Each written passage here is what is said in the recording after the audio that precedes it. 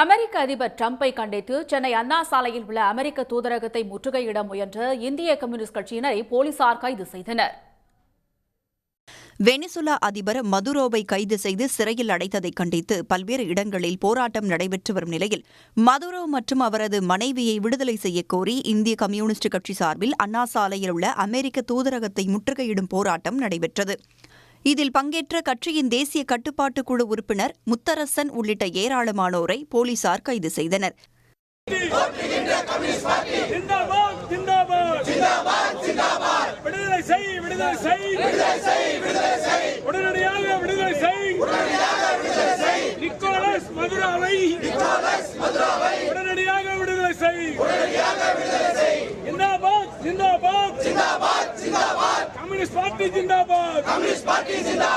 அமெரிக்காவை கண்டித்து உலகம் முழுவதும் ஆர்ப்பாட்டங்கள் நடைபெற்றுக் கொண்டிருக்கிறது.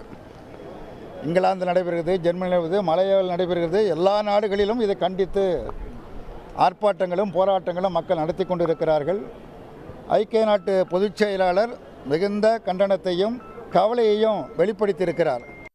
சேலம் கோட்டை மைதானத்தில் நடைபெற்ற ஆர்ப்பாட்டத்தில் டிரம்புக்கு எதிராக முழக்கங்களை எழுப்பிய இந்திய கம்யூனிஸ்ட் கட்சியினர் திடீரென டிரம்பின் உருவ பொம்மையை தீ வைத்து எரித்ததால் பரபரப்பு நிலவியது.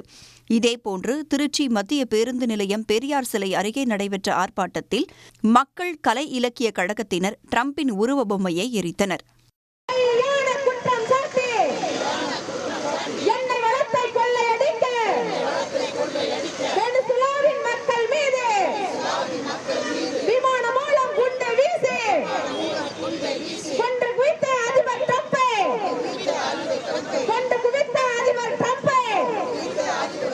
உடனுக்குடன் செய்திகளை தெரிந்து கொள்ள சன் நியூஸ் பெல் ஐகானை கிளிக் பண்ணுங்க.